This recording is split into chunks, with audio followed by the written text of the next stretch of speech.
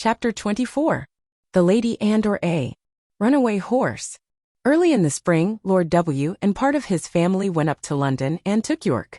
With them, I and Ginger and some other horses were left at home for use, and the head groom was left in charge. The Lady Harriet, who remained at the hall, was a great invalid and never went out in the carriage, and the lady and preferred riding on horseback with her brother or cousins. She was a perfect horsewoman and as gay and gentle as she was beautiful. She chose me for her horse and named me Black Auster. I enjoyed these rides very much. In the clear cold air, sometimes with Ginger, sometimes with Lizzie. This Lizzie was a bright bay mare, almost thoroughbred, and a great favorite with the gentleman on account of her fine action and lively spirit, but Ginger, who knew more of her than I did, told me she was rather nervous. There was a gentleman of the name of Blantyre staying at the hall. He always rode Lizzie and praised her so much that one day Lady Anne ordered the side saddle to be put on her and the other saddle on me. When we came to the door, the gentleman seemed very uneasy. "How's this?" he said. "Are you tired of your good Black Auster?" "Oh no, not at all," she replied, "but I am amiable enough to let you ride him for once. And I will try your charming Lizzie. You must confess that in size and appearance she is far more like a lady's horse than my own favorite. Do let me advise you not to mount her," he said. "She is a charming creature, but she is too nervous for a lady. I assure you she is not perfectly safe. Let me beg you to have the saddles changed." "My dear cousin," said Lady Anne, laughing, "pray do not trouble your good careful head about me. I have been a horsewoman ever since I was a baby, and I have followed the hounds a great many times, though I know you do not approve of ladies hunting, but still that is the fact, and I intend to try this Lizzie that you gentlemen are all so fond of. So please help me to mount, like a good friend as you are." There was no more to be said. He placed her carefully on the saddle, looked to the bit and curb, gave the reins gently into her hand, and then mounted me, just as we were moving off. A footman came out with a slip of paper and message from the Lady Harriet. Would they ask this question for her at Dr. Ashley's and bring the answer? The village was about a mile off, and the doctor's house was the last in it. We went along gaily enough till we came to his gate. There was a short drive up to the house between tall evergreens. Blantyre alighted at the gate and was going to open it for Lady Anne, but she said, "I will wait for you here, and you can hang Auster's rein on the gate." He looked at her doubtfully. "I will not be 5 minutes," he said. "Oh, do not hurry yourself, Lizzie, and I shall not run away from you." 54. He hung my rein on one of the iron spikes and was soon hidden among the trees. Lizzie was standing quietly by the side of the road a few paces off, with her back to me. My young mistress was sitting easily with a loose rein, humming a little song. I listened to my rider's footsteps until they reached the house and heard him knock at the door. There was a meadow on the opposite side of the road, the gate of which stood open. Just then some cart horses and several young colts came trotting out in a very disorderly manner, while a boy behind was cracking a great whip. The colts were wild and frolicsome, and one of them bolted across the road and blundered up against Lizzie's hind legs, and whether it was the stupid colt, or the loud cracking of the whip, or both together, I cannot say, but she gave a violent kick and dashed off into a headlong gallop. It was so sudden that Lady Anne was nearly unseated, but she soon recovered herself. I gave a loud, shrill neigh for help. Again and again I neighed, pawing the ground impatiently and tossing my head to get the rein loose. I had not long to wait. Blantyre came running to the gate. He looked anxiously about, and just caught sight of the flying figure, now far away on the road. In an instant he sprang to the saddle. I needed no whip, no spur, for I was as eager as my rider. He saw it, and giving me a free rein, and leaning a little forward, we dashed after them. For about 1.5 miles the road ran straight, and then bent to the right, after which it divided into 2 roads. Long before we came to the bend she was out of sight. Which way had she turned? A woman was standing at her garden gate, shading her eyes with her hand and looking eagerly up the road. Scarcely drawing the rein, Blantyre shouted, "Which way?" "To the right," cried the woman, pointing with her hand, and away we went up the right-hand road. Then for a moment we caught sight of her, another bend, and she was hidden again. Several times we caught glimpses and then lost them.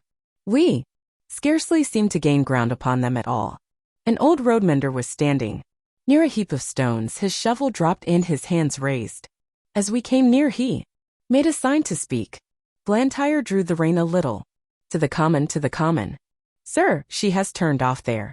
I knew this common very well. It was for the most part very uneven ground covered with heather and dark green furze bushes with here and there a scrubby old thorn tree. There were also open spaces of fine short grass, with anthills and moulturns everywhere.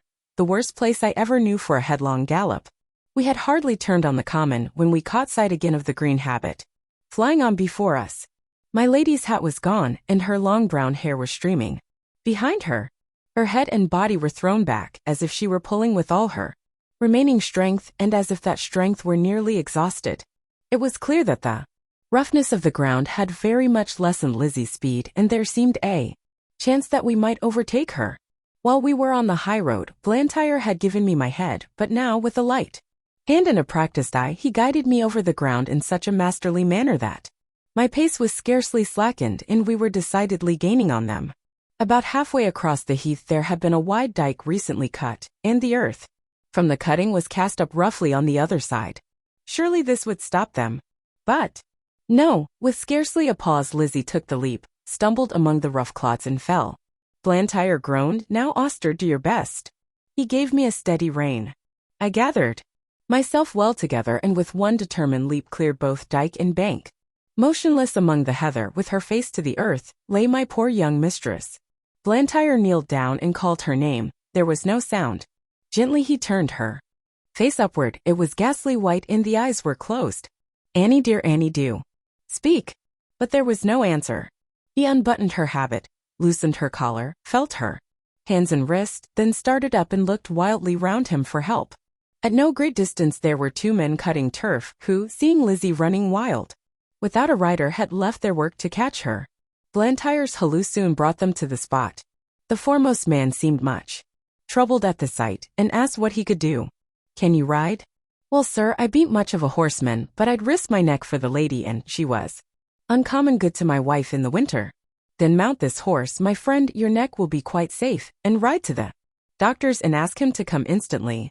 Then on to the hall, tell them all that you know, and bid them send me the carriage with lady and's maid and help. I shall stay here." "All right, sir, I'll do my best, and I pray God the dear young lady may open her eyes soon." Then seeing the other man, he called out, "Here, Joe, run for some water, and tell my missus to come as quick as she can to the Lady Anne."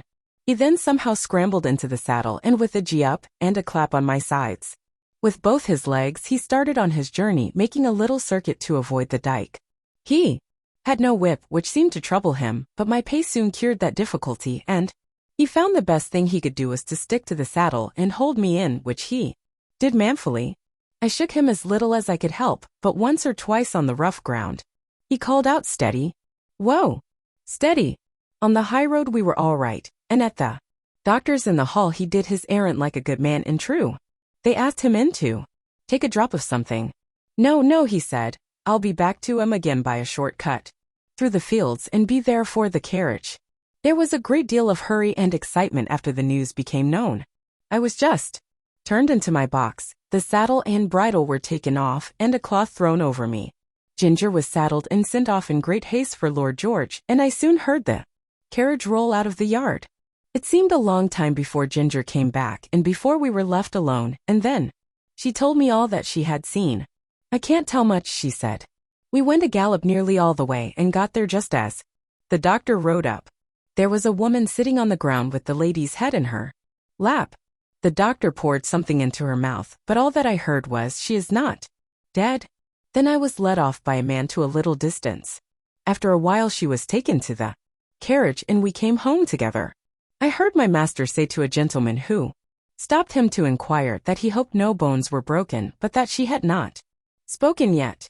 When Lord George took Ginger for hunting, York shook his head. He said it ought to be a steady hand to train a horse for the first season, and not a random rider like Lord George. Ginger used to like it very much, but sometimes when she came back I could see that she had been very much strained, and now and then she gave a short cough. She had too much spirit to complain, but I could not help feeling anxious about her. 56. 2 days after the accident Blantyre paid me a visit. He patted me and praised me very much. He told Lord George that he was sure the horse knew of Annie's danger as well as he did.